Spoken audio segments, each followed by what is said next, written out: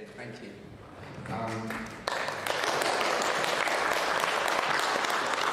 We're going to start at the beginning. When did you first love horror?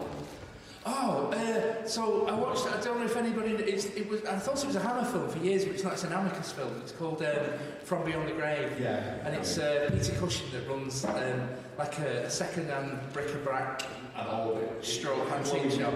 Glowing coat. Yeah, and anybody that rips him off or nicks something from there is a curse towards him. Yeah, brilliant. I loved it. And I was about 9 years old. I was staying over at a friend's house, and it was. You could watch it at lunchtime now. It wouldn't be scary, but at the time it was terrifying. It was like it's the worst thing I've seen. We're roughly the same age, so it's the same. The Saturday nights, the horror double bills that you do on BBC Two and things like that. I think mine was The Beast with Five Fingers. Yeah. I'm pretty sure that was my first horror. And I remember Psychomania as well. Psychomania is brilliant. Yeah.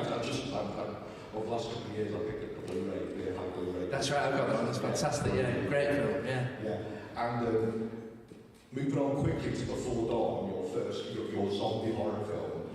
You weren't set to direct it originally, weren't you? No, a Welsh director called Mark Price who did Colin, which is like, he was known as the £5 zombie film. He made it for £5. Chad's covered it on his channel.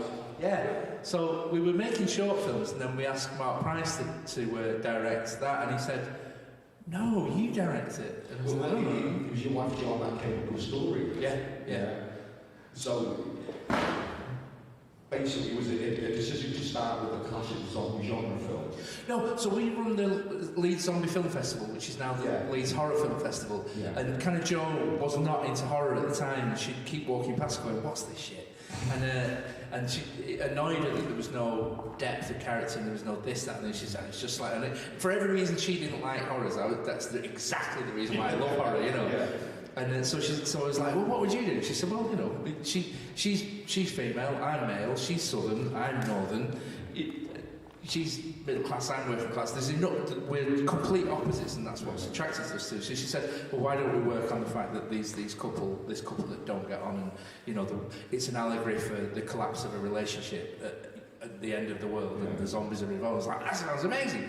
So we hawked it around for a while and got Left Films. It was a Cardiff-based film company, and they paid for it, and Mark Price produced it. Yeah. And your second film, and we were talking about this yesterday because other people were coming, and Bait comes up.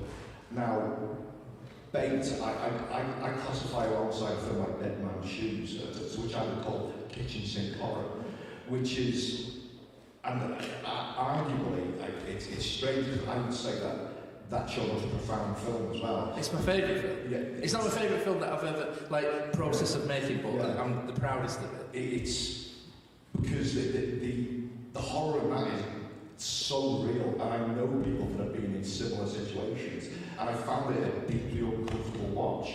But again, I know people who've been in situations like that. But it was filmed like a horror film, so as if there's mummies and vampires and zombies, and the Debt Collector was filmed as if it was a horror film and he was a monster. Yeah, I mean, the funny thing about the Debt Collector in it is that, I mean, the way I sell it to people when I talk about it, as I say, is, you ever wondered how the Holocaust happened?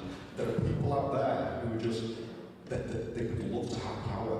And that was, there's that chilling scene where he explains how basically he was an ordinary guy until he fell into the debt collecting business. And he says, I was good at it, I like it. And you can see that twisted sense of pleasure. And again, it's the thing, you know, I think what I always say to people is that if you've ever wondered how things like the Holocaust happened, and I think that scene perfectly captures it, that there are people out there that are just waiting for that opportunity to have power over people. I mean, I wouldn't be comfortable comparing anything to the Holocaust to what we did. I know, but an analogy is that there are that type of people, and I think that is, again, you know, it's truly disturbing watching, but I think, yeah, that hit, you know, it hit the chord. It's in some people, isn't it? Yeah, you know, some people are monsters.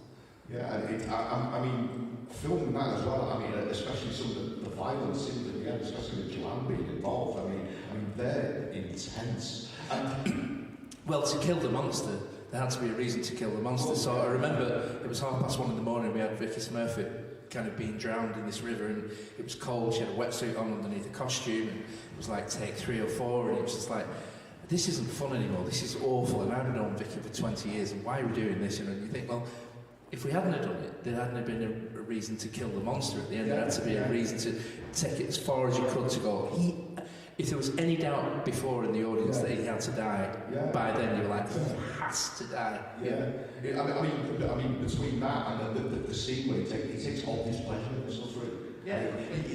I might have a twisted sense of pleasure. There's people out there, though. There are people out there. I've met degrees of people like that that are into being psychologically torturous towards people just for the sake of power. It's quite funny that I think I was talking. It was Gerard's done Studs that we showed you today, and it's kind of like, we've seen it, but it's kind of like a Maniac. It's like something that you might return to once or twice throughout your life. But it's a film that does genuinely leave an impression on you, you know? Yeah, I mean, I was in debt as a mid-teenager, and I remember we were filming on something for Mind, the mental health charity, in an area of Leeds, and there was a knock on the door, and this chap came to the door, and she went, and we all straight away went, drugs. And when she came back, she said, no, it's the debt collector. I borrowed £100 last year. And we said, well, how much are you paying back? And she said, £5 a week. We went, for how long for? And she went, I don't know, he just keeps turning up. I had to give him a £5. So that sort of thing, you know. And it was based on 2 or 3 real-life situations where people just borrow a little amount of money and they can't pay. It's 200 quid, it's 500 quid, it's £2,000. Again, watching those small incidents, like not Constantine, but Dead Man Shooting, he was saying about he'd heard those tales, and I grew up in Horrible, over there, which is again a small town. And we all know those characters, and it's almost like that sense of collective guilt. And I mean, sometimes you step in, sometimes you think, should I step in? You know, is it going to come back worse on me? Well, that's what they rely on, the fact that people don't step in. It's there now with the county lines, you know, they are employing children. Yeah, and you know, again, you know, medicine is a social commentary. I think rightfully you should be proud of that.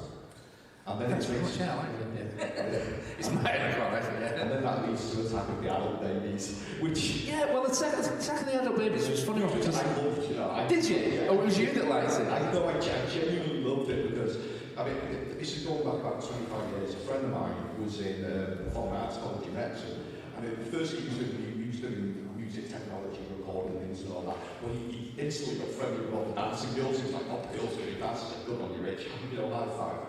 And I told him that one summer, this is pre-Euro trash and things like that.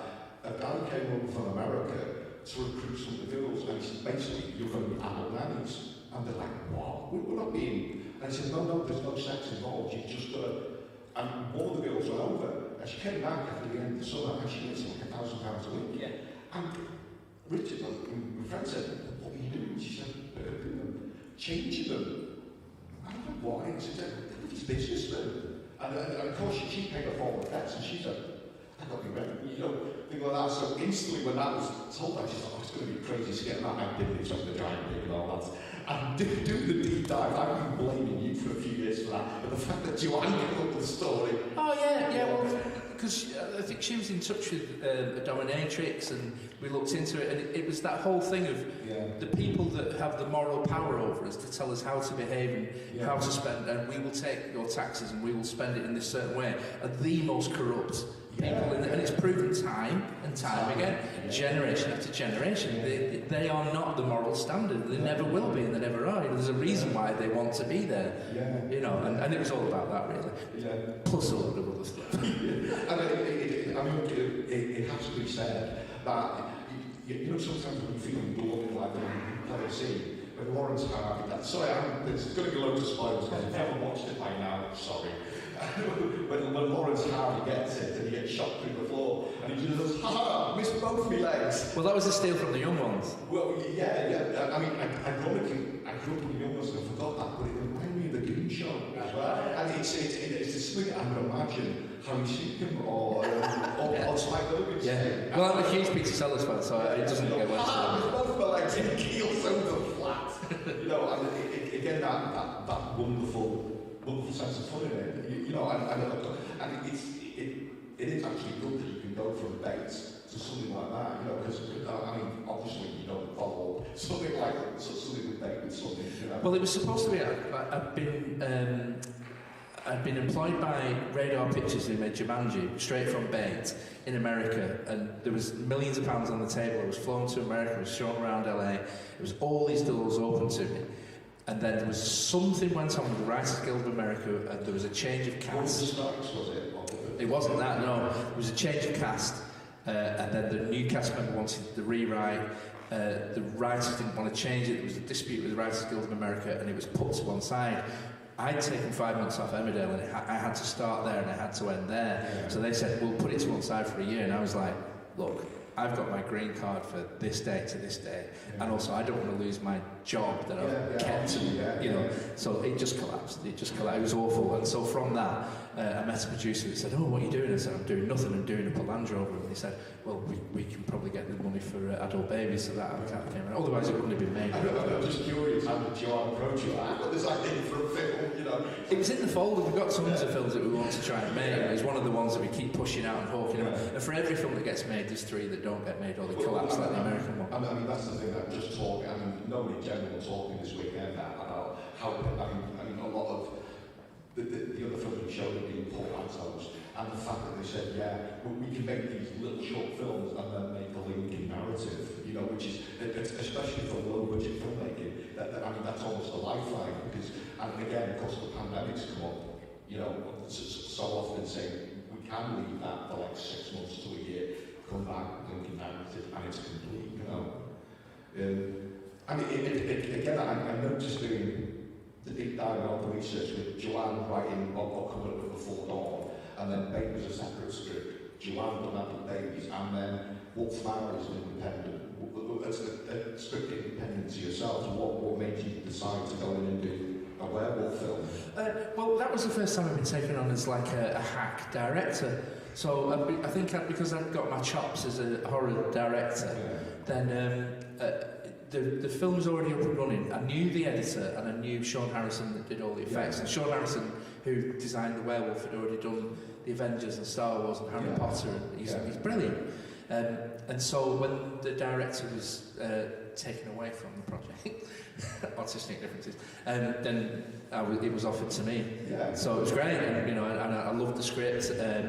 But at that point, there was no cast as well, and they kept talking about James Fleet, and somebody like James Fleet, somebody like James Fleet, somebody like James Fleet, and I was like, we should really ask James Fleet. So, and I was an engineer for 5 years when I left school as a welder, and so when his agent said he wants to speak to you, and we didn't have the money that James Fleet gets. The budget of the film would have been James Fleet's fee. Yeah. So we said, what we can do is put you up somewhere nice and feed you well, and you can, you know, and he really liked the script. But I spoke to him for an hour about engineering, and at the end of it, he kind of like, oh, you're all right. You know, so it's like, we kind of conned him into it with engineering.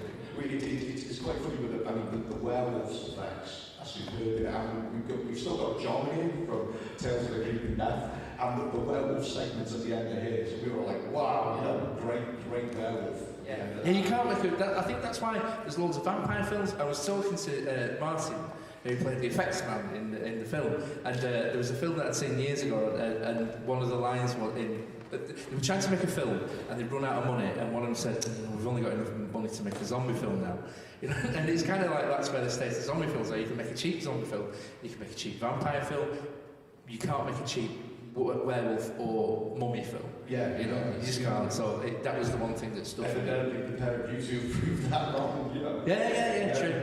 You know, but the design of the werewolf was where the money went. Like with Before Dawn, all the money went on the teeth and the eyes and the blood. You know, whereas the rest of it was like, we'll do it for free. But again, it's nice seeing so well designed creatures just turn up like that. You know, I'm as well as American Werewolf film, I'm a huge fan of Howard and things like that, and all those like lots was right back to like Universal Monster Werewolves and things like that. Yeah. But again, seeing those shows, like, oh, you know, cool werewolves, and the one you put on the cover, it's like, oh, look how cool our werewolves are. Yeah, true. Yeah. But even the construction of the film as well, you have to go like, well, there's a noise, and then there's a shadow, and then there's a side profile, and then there's a full body side profile, and then you've got to get into it then. And then there's a big front on thing. We had the plates and the things so you could sneer and do all this, so it was just revealing your trick slowly over the hour and a half that you've got, really. I'm quite a fan of Tyler Zuki from Balls of Steel days when she's doing the Money Boiler, and I kind of go to she killed her in her last two films, but she's deserved to survive in both of them. So, she's brilliant, and she's almost like she's kind of unrewarded in this because she carries the whole film, but everybody looks at the werewolf and the blood and things. It's how to survive in your next one. Yeah, all right, fair enough. It's a deal. Yeah, it's I used to love her as the Money Boiler, and some of the things she'd done in that is a wonder she never got ahead. But I couldn't do it. I'm too polite. I couldn't do it. I don't know how she did it. She was brilliant. Yeah. You said about unproduced scripts. Have you got any tantalising details of something you could do in the future, or you would love to do in the future? Oh, there's loads. There's absolutely loads I'd like to do. We're hawking one round at the moment. There's one that was a short film that my wife did that she's just spent 3 months in Serbia filming as director, and that was a dream come true. That was a short film that was taken on by an American company, and because it happened to me before where it all collapsed, and I was going, this might not happen. And 6 weeks before it was due to start, they had a meeting between my wife as director and Zoe Williams as producer, and they were expecting to say it next year again sometime, and they said, we need to get going to Serbia, we've booked the accommodation and all that, and it was like £2.6 million as a budget, and they spent 3 months doing it in Serbia. A dream come true. It happens to other people, it happened to us, and that was one that I wrote, and a friend of ours had done the story. Tracy Shields had written the story with Joe, and that was on its way. So we don't know what's going to happen to that. Yeah. It might be another thing, but it's sat before we go, all the doors open and all the doors shut. So, I mean, again, the thing is like, only like 5% don't get named. Yeah, true, and only 20% of independent British feature films get any kind of distribution deal as well, so we'd be lucky. Which, again, is a kind of shame. Yeah. I mean, over the last couple of years, I've seen some American films that started seeing releasing in this country. Well, I go to all the festivals, so you go to Fright Fest, and then you go, oh, what was that film? You can't find it again because it just doesn't get released, So I think festivals are the best place to see films, little gems that don't get released or that do get released. I used to do any chance to remember the Black Sundays that were in Ashland Line? Yeah. Well, Joel that wrote this used to go there to them all the time. I went to them as well. Fantastic, Yeah, we saw the necromantic films on the big screen. Yeah, brilliant, And it's part of the inspiration for this is, and why we've shown so many small budget films. Yes. So the first film that we showed you today, it was a lockdown project. And he was never meant to be seen. So, and it's like, why? And actually, the best thing about doing the Q&A is,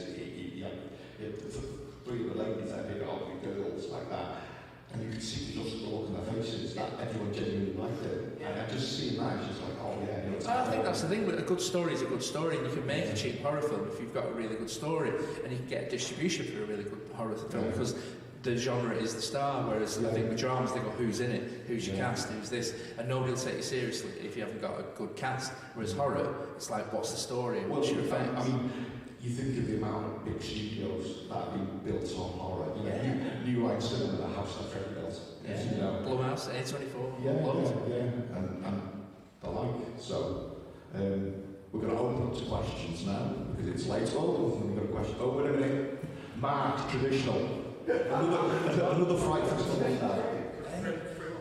Whenever Mark goes to Fright Fest, we follow his Facebook feed and he's doing film by film breakdowns of his ratings. So like, we'll check that out. I know who these two are anyway. Before I give a question, I'd like to give a round of applause to our tech man Andy here, the voice of Runner Thriller Jason Neil Jones, and the man himself, Chad Jones.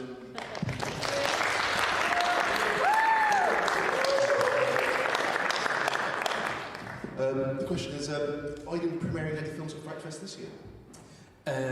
We don't know yet because the Serbian film is now in. Don't say you remade a Serbian. No, Serbia. It was filmed in Serbia. It's only a Serbian film. Yeah, I keep doing that. Going, no. So that we don't know whether that'll be ready for then, and we don't know whether it's more of a drama rather than a horror. So they're looking at all sorts of that. We're looking for Cannes and then looking for Venice and. It's just one of the things. I'd love to. I'd show everything at Fright Fest. I'd love to, Yeah, amazing, isn't it? It really is. If you've never been to Fright Fest, you really should go. It's an amazing place. In relation to Wolf Manor, and I know I'm slightly biased, so I can't say my favourite scene, but what is your favourite scene in Wolf Manor? What was your favourite to film? Your most enjoyable moments on set? I think, I don't know if you remember the bit that goes, James Fleet's in the cellar, he's talking to the dummy, and it swings between one room and the other, and he's chatting up the dummy, and then it goes to John May, who's kind of like drinking all the drink, he's taking his wig off, and he goes away, and then on the last bit where it swings to James Fleet, we all ran in, grabbed the actors out to like an ante hidden, pushed a bit of the setting, got the werewolf's arm in, got a false head that was blood pumping out of it, got the body upright, and then Sean and Paul are underneath with these pumps, and then moved the camera across, and just as it moved across, they had to pull the head off, all the pumps had to go, the thing had to slow, blood had to spurt up, and then had to change focus to James Fleet, and he had to run up the stairs. And we rehearsed it and rehearsed it and rehearsed it and rehearsed it and said, right, we'll try one. If it goes, it's great, but if we don't get it the first take, we'll be here all day because we'll have to we have to clean the whole thing, paint the whole walls white again and all that. And the first time we did it, it was great. It was such a good feeling. And then we all ran to the monitor and played it back, and then checked it all. And it was such a nice feeling that we did. But then after that, I spoke to the special effects chap. The special effects chap said, "There's a wall in between. You could have used that as your cut point. There was no need to do it. So I told him to fuck off." Now you tell me. We've got Elliot for us. By the way, great movie that was. Oh, Go thank off to see a good werewolf modern movies. That was amazing. Oh, thank you. So my question is, how did you guys design that werewolf? Well, luckily I was nothing to do with it. It was Sean Harrison who'd already done all these films, and he'd kind of become a friend. I was hired to do a short film called The Box with him, and so we kind of owed each other favours, and we like working together, and we really get on, and we occasionally go for curries together as well. So we can tap each other up for favours. So I was already brought on to the film, and I was like, oh, I know Sean. So the first thing I did was go see Sean, see the werewolf. I was like, amazing, don't have to worry about that. And then I went down to see the location in Ludlow and was like, brilliant, we can use this, this, this, and this. So it was fast. It was 5 weeks from being offered the job to actually starting filming, which was ridiculous, really. And then it was all night shoots, so it was 3 weeks of night shoots, and I had 2 days off. I had 3 days off, and the 2 days off, I had to go and do Emmerdale when I was already nocturnal and I didn't know where I was going. And then I had a really surreal situation on my one day off towards the end, when I was truly nocturnal. I had to do celebrity catchphrase, which was like a charity thing, but it was like for a children's heart surgery from you could get like 14 grand for it. So I was like, I'm definitely doing that because it was a great thing for the charity and I couldn't turn it down. But I didn't know what I was doing. But I was brilliant at it. I was like, oh, I don't know what that is, but I was completely out of the box. It was very surreal. Dominic, really enjoyed that. Thank Very good, excellent. Love the werewolf design. Thanks. Lots of little one-liners in there as well. Sort of under the breath one-liners, curtains, good health, that kind of stuff.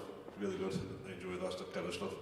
I think last time I saw you was in Liverpool HorrorCon or something. Yeah. They were playing Before Dawn. Yeah, but it's the big screen, up on while everything else is going on. Yeah. It's just such a weird way of coming. I've sort of watched your film since then. Babe was great. I enjoyed Adult Babies.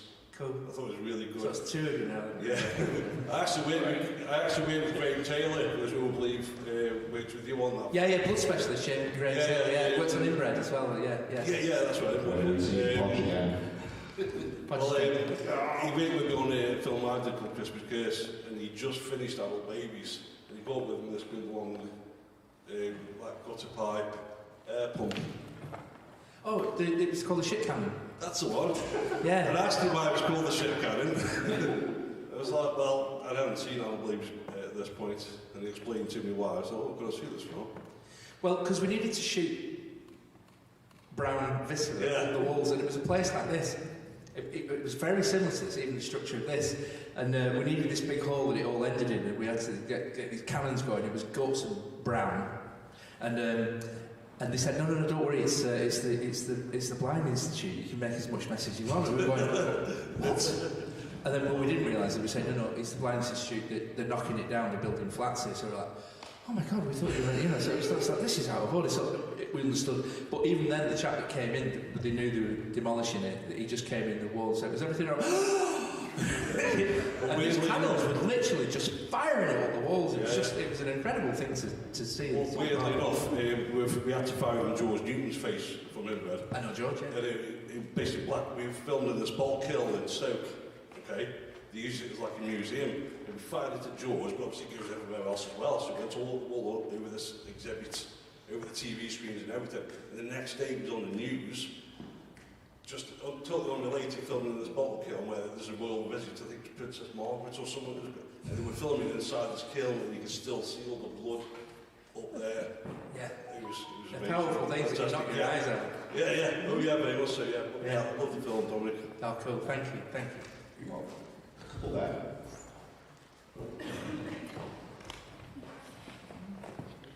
Hello.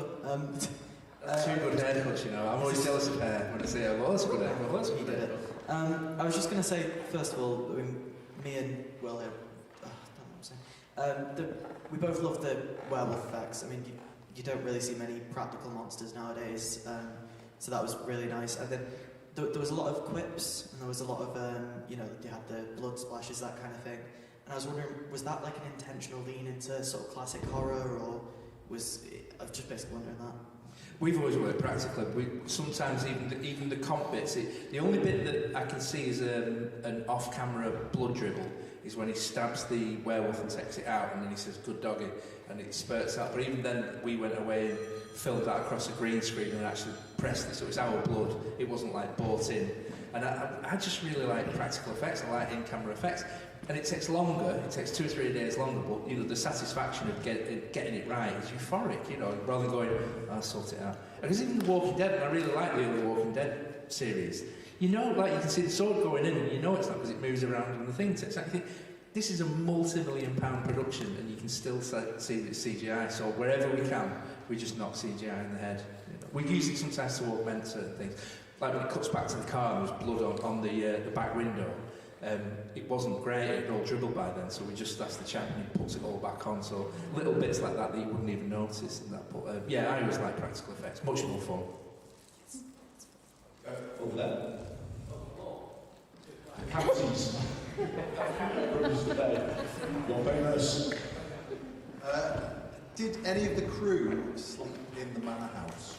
Yeah. We, in fact, it was very ensemble. So the bedroom that me and my wife had was also the wardrobe. So you didn't have a lie-in, and also we were all sleeping during the day. So we all needed to have curtains and that was the weird thing as well. So we were all finishing it when daylight was coming up at 5 o'clock in the morning. Everybody still wanted that social life, so they were cracking open gin and tonics at like 5 o'clock in the morning and watching the sun come up at 6, 7, 8, and then all going to bed at 9, and then getting up at 5 to go shopping to get the food, and then to get ready again for 9 o'clock at night. It's a strange thing. I mean, an odd feeling, but it was nice watching the sun come up, sitting on the lawn, pissed at 6 o'clock in the morning. I don't know why. It was, you know. Yeah, we all sit together.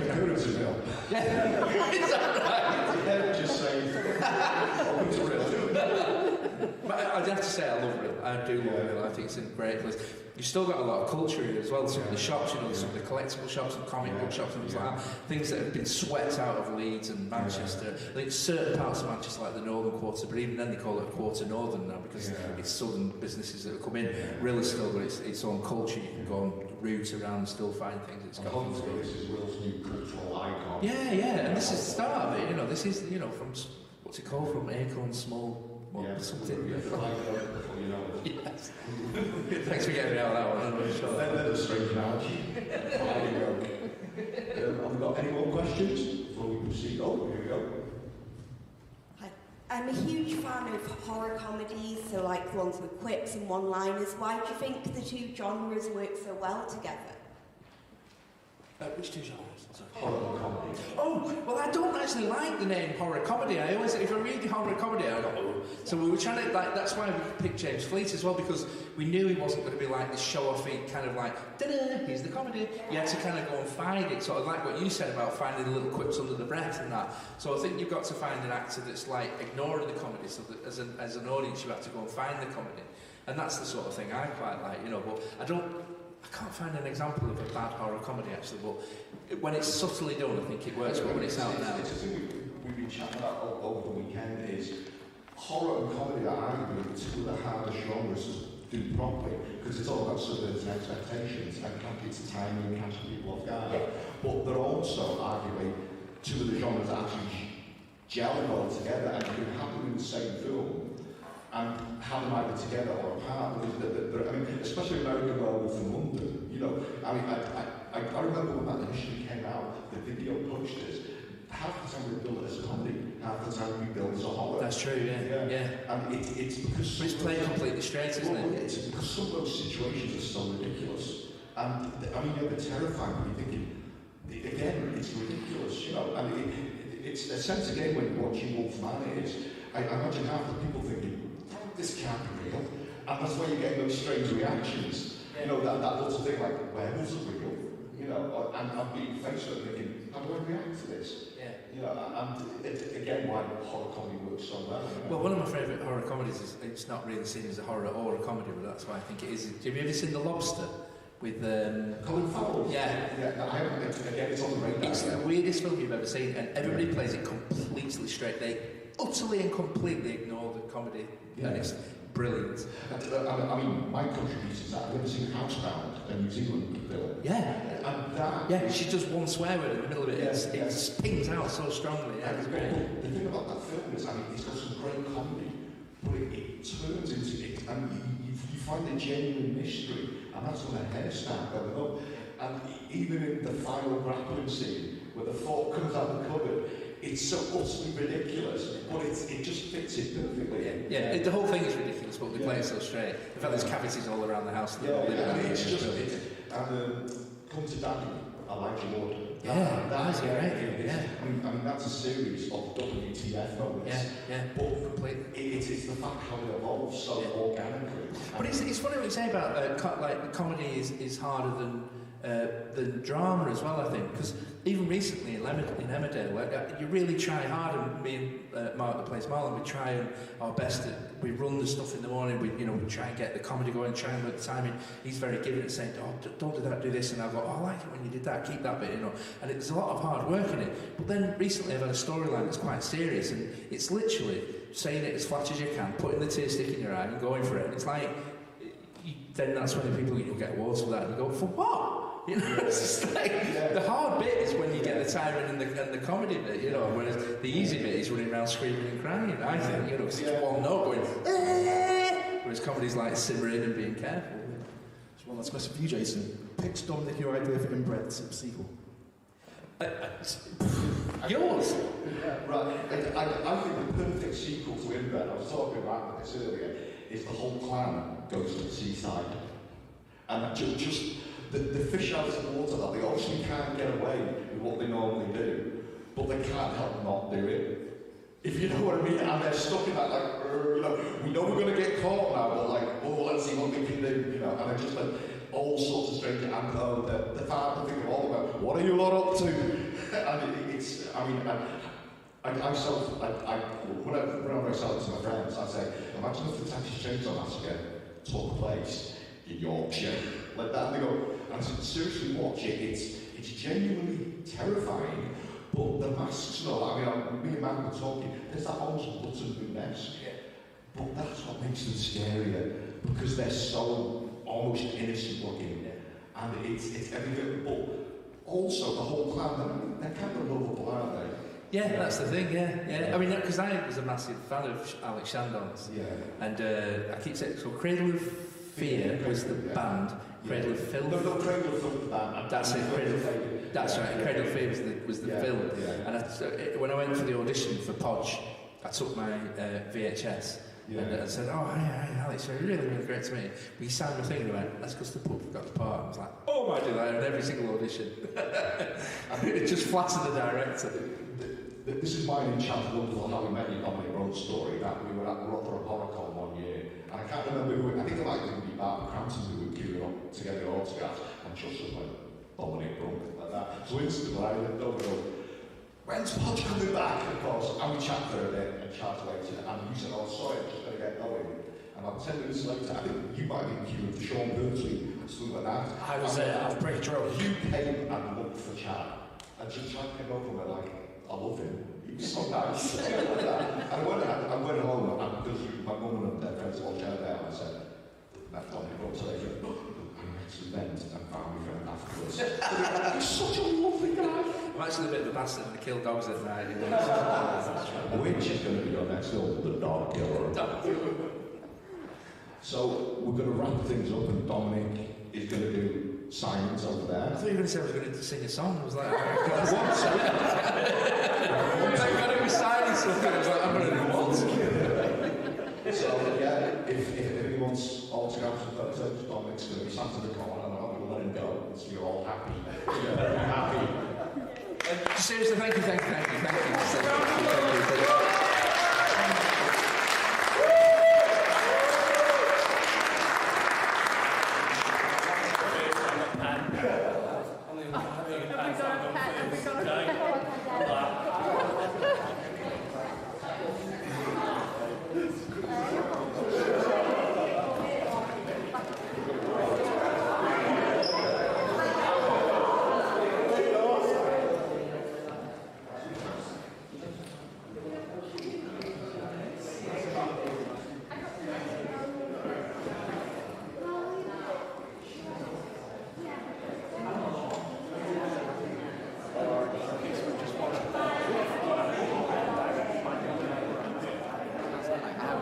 Signs, son.